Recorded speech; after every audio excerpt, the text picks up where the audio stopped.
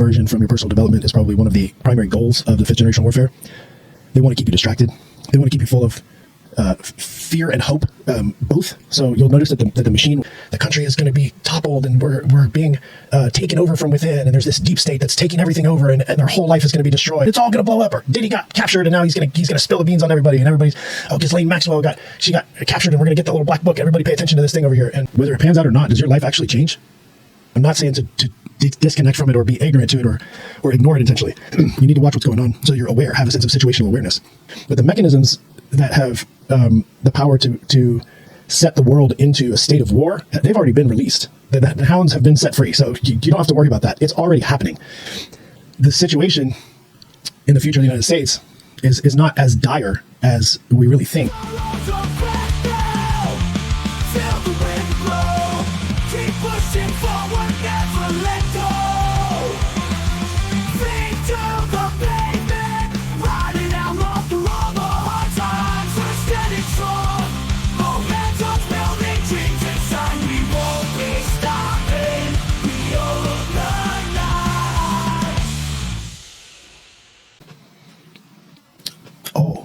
It's a television show. Hello, hello, hello. Hello, hello, hello, boys and girls, chums and bums. We're talking about the political media game a little bit today. Fifth generation warfare, I've covered a little bit. Started going through some of the chapters of General Flynn's book on 5GW. It's an important concept to understand. It's definitely going on big time. The media mechanisms are just all inflamed with all sorts of, conspiracies, theoretical and actual, both. If you haven't had a chance to, you need to check out Mike Benz. You can look at him, MikeBenz Cyber, CYBER, at Mike Benz Cyber on Twitter, X. You can find most of his stuff there. Sean Ryan did an interview with him that was one of the most elucidating interviews to date about what's going on with the blob, which is the mechanism of like the State Department, the intelligence community, and the sort of military apparatus, DOD, etc. So he explains it way better than I'll ever explain it. But it's very important, and it's very enlightening to me in relation to the entire fifth generation warfare and the situation that we seem to be in the world, especially here in the United States at this moment, which is, on the surface, it's a pivotal time in history. I don't want to take away from that. We're probably facing down some pretty trying times, formative times, fortifying times, strengthening times. So those are all different words that sort of shift the perspective from oh shit to oh shit, because everything has to do with perspective. Everything really is your own creation that you can master and change your own destiny. So how does this relate to Don't Hold Your Breath podcast and personal development and leadership and all these type of things? Well, fifth generation warfare and all this sort of fear porn that's out there right now in the news channels has really grabbed a hold of a lot of people, and myself included. And it's so, alluring to get in there and understand everything and really try to unwind all of the mysteries of these Machiavellian machinations that are going on in the empires around the world. So, but you're never going to unwind that ball of string. It's just going to continue. It's sort of like the what do they call that infinite loop thing? Like maybe it's like a torus that just feeds itself and cycles, feeds itself and cycles, feeds itself and cycles. And the real truth is, if you look back in history, it's really nothing is really that bad that we're not going to make it through. If you look at the Civil War era in the United States, probably the most recent, extremely tumultuous time for us here as Americans. Not to downplay it, again, it's just to have the right perspective going through the Civil War era and surviving that and being able to be on the other side of it, rebuilding. Well, you can look at it as an honor, and that's the most positive way to look at it, and that's the way that I choose to look at being alive, being allowed to and granted the blessing of life during this particular time in history. So that's that. Take a look at personal development and focus on personal development. The less I watch, look, I love Tim Pool's show and Patrick Bet-David's show and Sean Ryan's show, all these guys that are out here doing the real work. We have to just be careful to maintain center, stay on course. And I think the best way for us all to do that as individuals and as a society is to focus on personal growth and development. Andy Frisella has one of my favorite quotes of all time, which is that personal development is the greatest form of revolution. It's something like that. I don't know the word for word.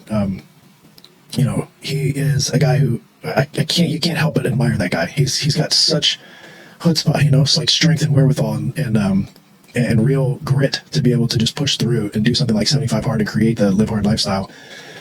It's just incredibly admirable to see someone who has that much drive, that much motivation that he can share with the world. And the opportunity is there in front of everyone. The tools are all out there. Everybody's got access to the internet these days. For the most part, I think 7 billion out of the 8 billion people on the planet pretty much all have access to the internet in some way, shape, or form. And it's just getting closer and closer every day. And if you're in the United States, I mean, you have zero excuses whatsoever.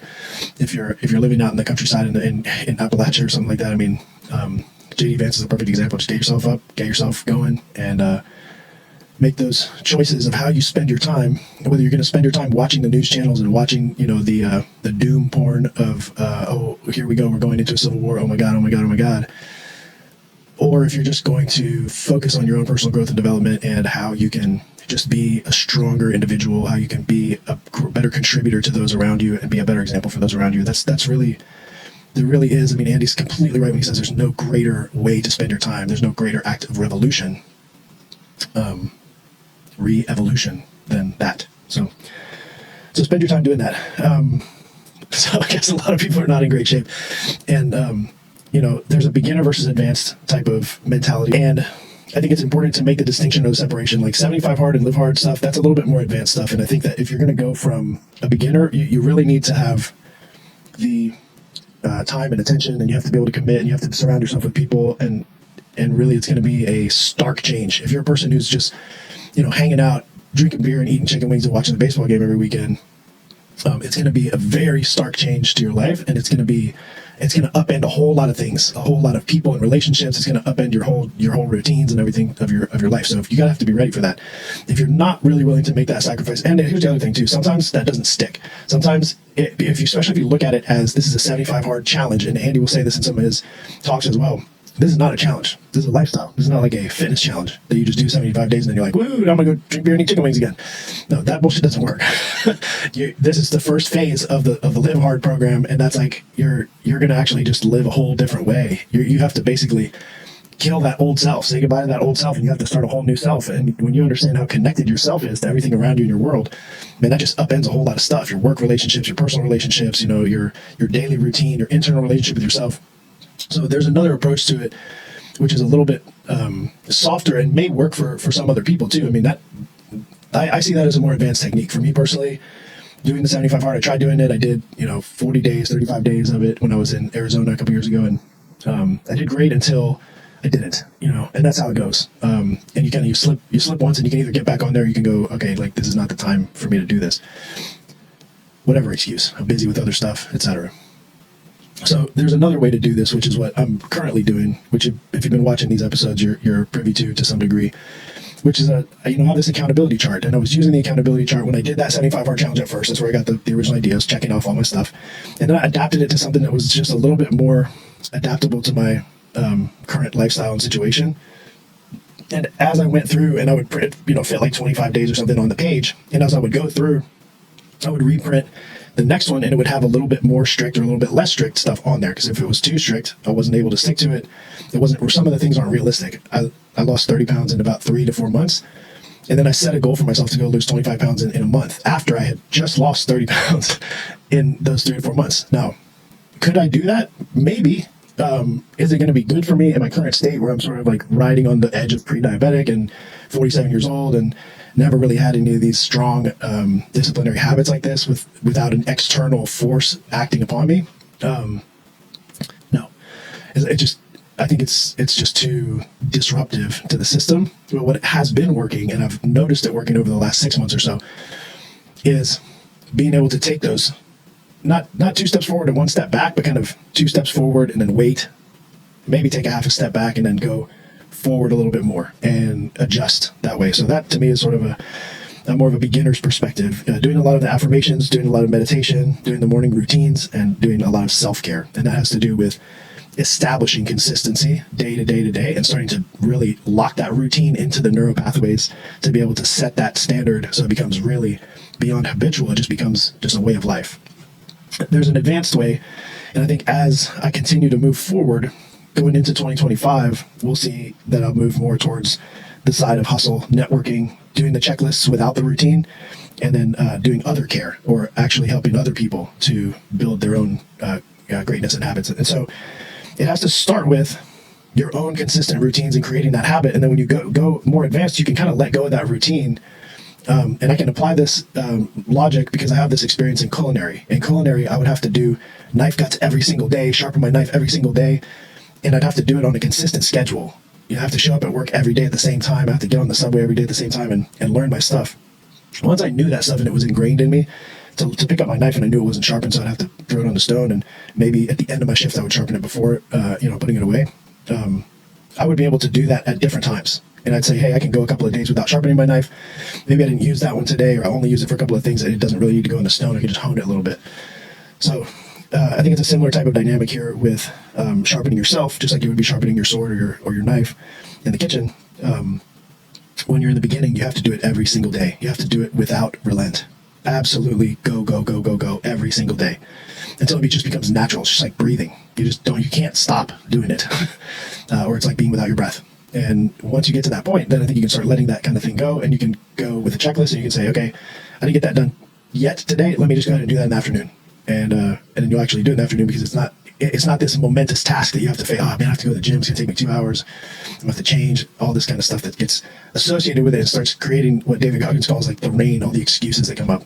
And you can easily give into those if your habituation is not installed into your brain. Excuse me. So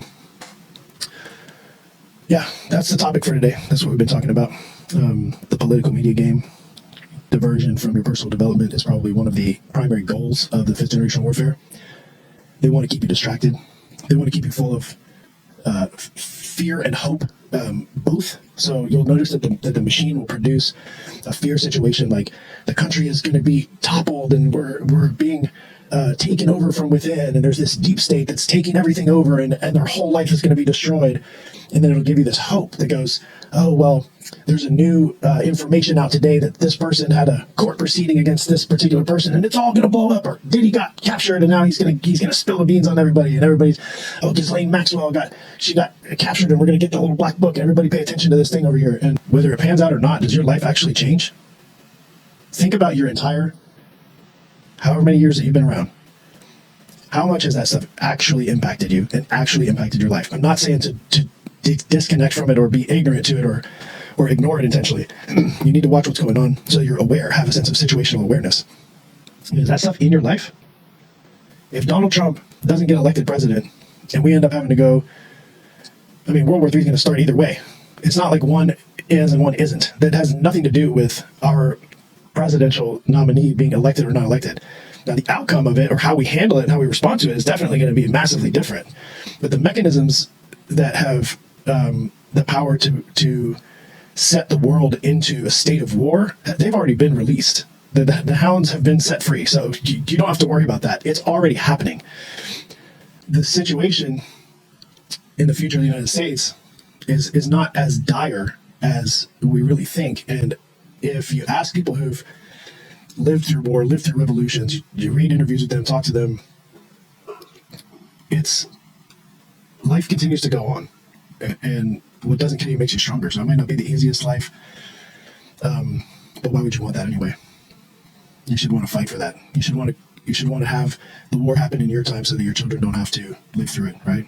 So let's just all try and maintain a little bit of perspective and focus on our personal growth. You have to determine your own level of involvement. And so I have my own level of involvement. So the evolution or growth of that organism is dependent upon the other people who are in the organism. And I talked last week a little bit about that kind of shifting or merging a little bit more with this one and being a little bit more of an interview type situation.